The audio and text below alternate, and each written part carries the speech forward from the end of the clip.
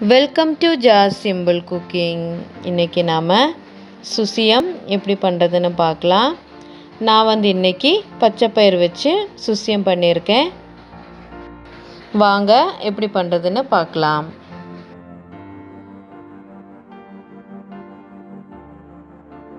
சுசியம் பண்ணுறதுக்காக நான் இங்கே ஒரு குக்கரில் 1 கப் அளவுக்கு பச்சைப்பயிறு எடுத்திருக்கேன். இது 2-3 தண்ணியில் நல்லா அலசி எடுத்துடலாம். நான் இங்கே நல்லா அலசி எடுத்துட்டேன். இப்போ இதில் 1/2 கப் அளவுக்கு தண்ணி சேர்த்துக்கலாம்.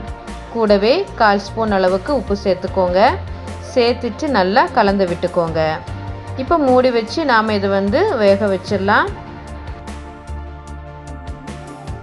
இப்போது ஸ்டவ்வை ஆன் பண்ணி குக்கரை வச்சிடலாம். இப்போது மீடியம் ஃப்ளேமில் 4 விசில் வர வரைக்கும் வெயிட் பண்ணலாம். இப்போது 4 விசில் போல் வந்திருக்கு. இப்போ நாம் இதை சைடில் எடுத்து வச்சிடலாம். இதோட ப்ரெஷர்லாம் போயிடுச்சு. இப்போது ஓப்பன் பண்ணி பார்த்துடலாம். பயிர் நல்லா வெந்திருக்கு. தண்ணி ஏதும் இல்லை பாருங்கள். 1 கப் பச்சை பயிருக்கு 1/2 கப் தண்ணி கரெக்டாக இருக்குது. தண்ணி ஏதும் இருந்துச்சுன்னா நல்லா வற்ற வச்சுக்கோங்க.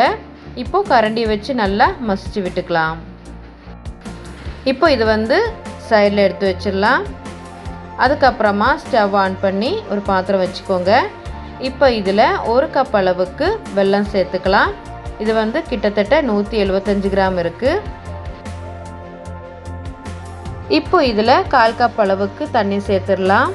சேர்த்துட்டு நல்லா கலந்து விட்டுக்கோங்க. நம்ம சேர்த்த வெல்லம் எல்லாம் நல்லா கரைஞ்சி வரணும். அது வரைக்கும் நாம் இதை கொதிக்க வச்சிடலாம். இப்போது வெல்லம் எல்லாம் நல்லா கரைஞ்சி வந்துடுச்சு. இப்போ நாம் இதை இன்னொரு பாத்திரத்துக்கு மாற்றிடலாம். இப்போது வெல்லத்தை அரிச்சு சேர்த்துடலாம்.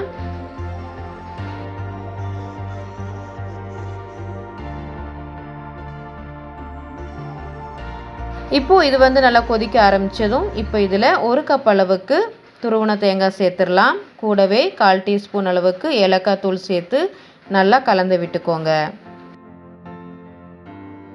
இப்போது இது 2 நிமிஷம் நல்லா கொதிக்கட்டும். இப்போது 2 நிமிஷம் நல்லா கொதித்து நல்லா திக்காக வந்திருக்கு. இப்போ இதில் 1 ஸ்பூன் அளவுக்கு நெய் சேர்த்துடலாம். சேர்த்துட்டு நல்லா கலந்து விட்டுக்கோங்க. நல்லா கலந்து விட்டதுக்கப்புறமா இப்போ இதில் நம்ம ஏற்கனவே வேக வச்சு மசிச்சு வச்சுருக்கிற பச்சை பயிரை சேர்த்துடலாம்.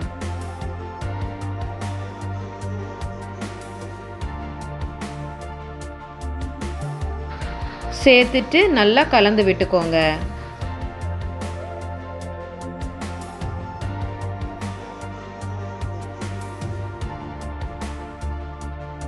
நல்லா கலந்து விட்டதுக்கப்புறமா ஒரு 2 நிமிஷத்துக்கு இது நல்லா வதக்கிடலாம்.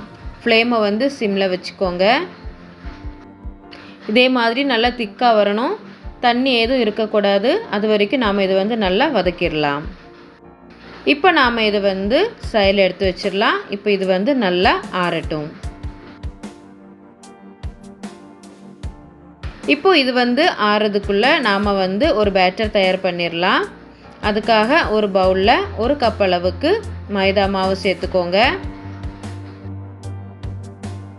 கூடவே 1/4 கப் போல் அரிசி மாவு, 1/4 ஸ்பூன் உப்பு, அதுக்கப்புறமா 1/4 ஸ்பூன் மஞ்சள் தூள் சேர்த்துட்டு நல்லா கலந்து விட்டுக்கோங்க. மஞ்சள் தூள் ஆப்ஷனல் தான், சேர்க்கலட்டினாலும் பரவாயில்லை. நல்லா கலந்து விட்டதுக்கப்புறமா இப்போ தண்ணி சேர்த்து நல்லா கலந்து விட்டுக்கோங்க. தண்ணி கொஞ்சம் கொஞ்சமாக சேர்த்து கலந்து விட்டுக்கோங்க.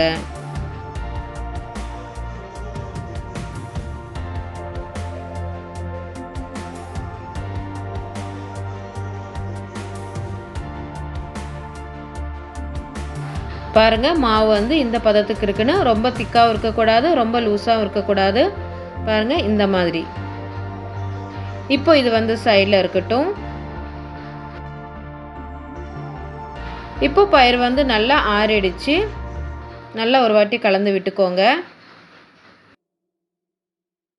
இப்போ இந்த கலவையை சின்ன சின்ன உருண்டைகளாக பண்ணி வச்சிடலாம்.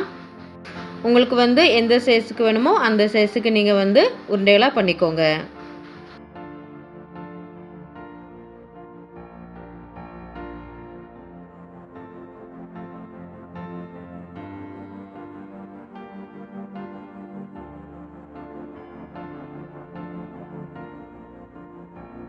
இப்போது எல்லாமே வந்து நான் உருண்டைகளாக பண்ணிட்டேன். இப்போ இது வந்து நம்ம ஏற்கனவே கலந்து வச்சுருக்கிற பேட்டரில் முக்கி பொரிச்சிடலாம். அதுக்காக ஸ்டவ் ஆன் பண்ணி ஒரு கடாயை வச்சு அதில் முங்கி பொரியிற அளவுக்கு எண்ணெய் எடுத்திருக்கேன். எண்ணெய் சூடானதும் இப்போ ஒவ்வொரு உருண்டைகளாக எடுத்து நம்ம ரெடி பண்ணி வச்சுருக்கிற மாவில் முக்கி எண்ணெயில் போட்டு பொரிச்சிட வேண்டியது தான். ஃப்ளேமை வந்து மீடியமில் வச்சுக்கோங்க.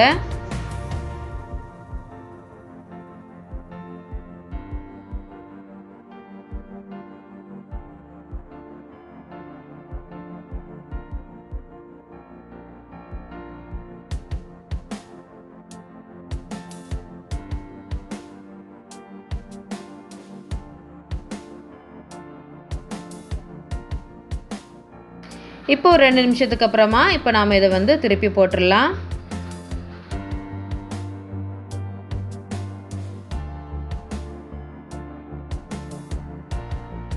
இப்படி அப்பப்போ திருப்பி போட்டுக்கிட்டே இருங்க.